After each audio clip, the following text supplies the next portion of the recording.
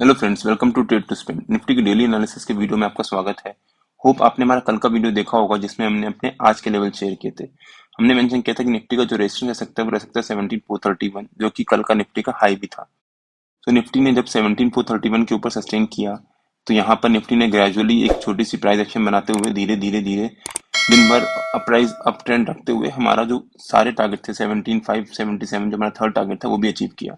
जब निफ्टी ने यहाँ पर अपना जो ऊपर का एक रेजिस्टेंस ब्रेक कर रहा था, जब यहाँ पर रेंज बना रहा था, तब हमने अपने व्हाट्सएप पे ब्रॉडकास्ट में अपडेट किया था कि मैं 17500 का कॉल बाय कर सकता हूँ 46 रुपीज पे।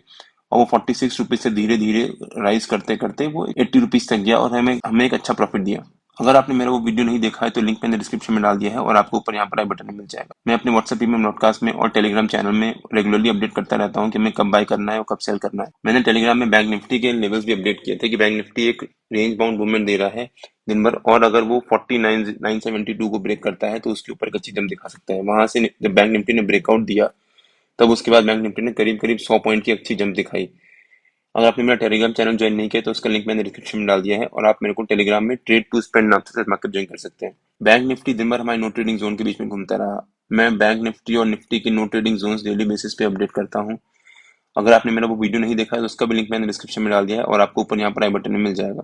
एक बार हम निफ्टी की डेली कैंडल पे देख लेते हैं। अगर हम ध्यान से देखें तो निफ्टी यहाँ पर ट्रेंड लाइन पे रेजिस्टेंस ले रहा है पिछले काफी महीनों से, और काफी स्ट्रॉन्ग रेजिस्टेंस ले रहा है। यहाँ पर भी निफ्टी ने एक बार रेजिस्टेंस लिया, फिर यहाँ पर भी निफ्टी ने एक बार अटेम्प्ट मारा, यहाँ पर फिर से निफ्टी ने एक बार अटेम्प्ट मारा, यहाँ भी मारा।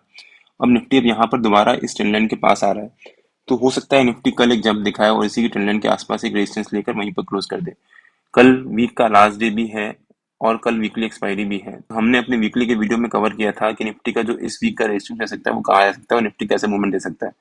अगर आपने मेरा वीकली वो वीडियो नहीं देखा है तो उसका भी लिंक मैंने डिस्क्रिप्शन में डाल दिया है और आपको ऊपर यहाँ पर आई बटन में मिल जाएगा। अगर हम ध्यान से देखें तो निफ्टी ने पिछले 4 दिनों में 700 पॉइंट की 650 700 पॉइंट की यहाँ पर एक अच्छी जंप दिखाई है। तो हो सकता है निफ्टी कल एक कूल डाउन रैली करे या फिर धीरे धीरे साइडवेज रहे। और वैसे भी कल काफी सारे इवेंट्स हैं, तो अगर हम 15 मिनट की कैंडल पे वापस आ जाते हैं, थोड़ी सी ड्राइंग हटा देता हूँ मैं यहाँ से, तो निफ्टी के कल के लेवल्स क्या रह सकते हैं। हो सकता है निफ्टी कल एक फ्लैट या फिर एक मार्जिनली गैप अप ओपनिंग दे।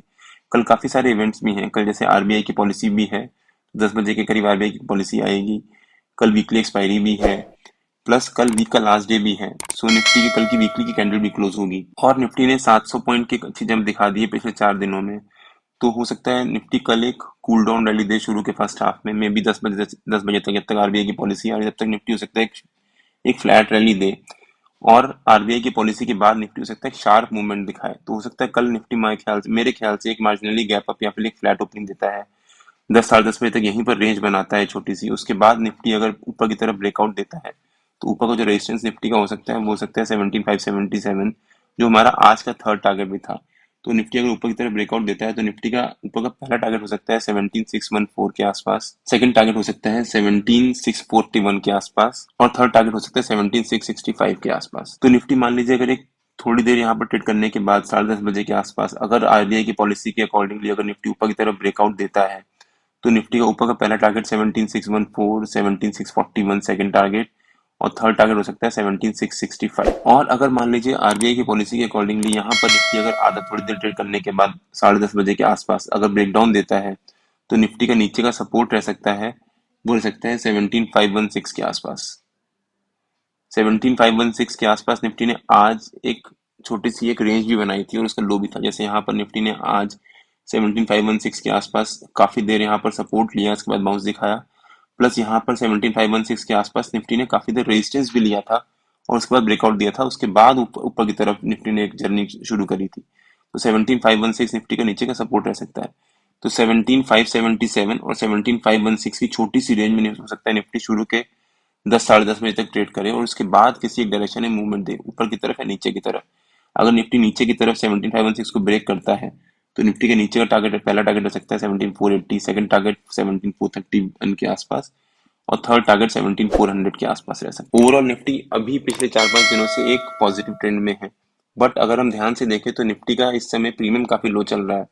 सो ऑप्शन सेलर्स के लिए काफी एक अच्छी अपॉर्चुनिटी नहीं है, बिकॉज उनको एक काफी लो प्रीमियम के लिए एक बड़ा इन्वेस्टमेंट करना पड़ सकता है। प्लस निफ्टी में किसी भी डायरेक्शन में एक शार्प मूवमेंट आ सकता है, और निफ्टी में जिस डायरेक्शन में भी एक मूवमेंट आएगा कल फर्स्ट हाफ में 10:30 बजे के बाद, उस टाइम पे काफी शार्प मूवमेंट आ सकता है। तो ऑप्शंस बायर्स को रेडी रहना चाहिए कल 10:30 10:15 के आसपास। तो मैं जो भी बाय करने जा रहा हूँगा ऑप्शंस में, निफ्टी या बैंक निफ्टी में, मैं उसके लिए अपडेट कर दूंगा अपने व्हाट्सएप ईमेल ब्रॉडकास्ट में भी और टेलीग्राम में भी। तो मान लीजिए निफ्टी अगर एक गैप अप ओपनिंग देता है यहाँ कहीं, तो हम थोड़ी देर वेट करेंगे, एटलीस्ट मैं थोड़ी देर वेट करूंगा कि आरबीआई की पॉलिसी आने के बाद ही कोई ट्रेड ले 10:30 के आसपास, सो दैट तब तक कुछ क्लियर हो जाए कि निफ्टी किस डायरेक्शन में मूवमेंट दे सकता है। हो सकता है निफ्टी एक गैप अप ओपनिंग देने के बाद अगर मान लीजिए ऊपर की तरफ अगर ट्रेड भी करता है, तो हो सकता है निफ्टी एक इसके बाद एक प्रॉफिट बुकिंग भी दिखा दे छोटी सी, बिकॉज एक 100-150 पॉइंट की प्रॉफिट बुकिंग आनी जरूरी है। फ्राइडे को हमारी मार्केट बंद है और फ्राइडे सैटरडे संडे 3 दिन की छुट्टी है, तो ऑप्शन बायर्स और सेलर्स जो भी होंगे वो कोशिश करेंगे कि हैवी पोजीशंस लेके ओवरनाइट ना जाएं, बिकॉज एक लॉन्ग वीकेंड है।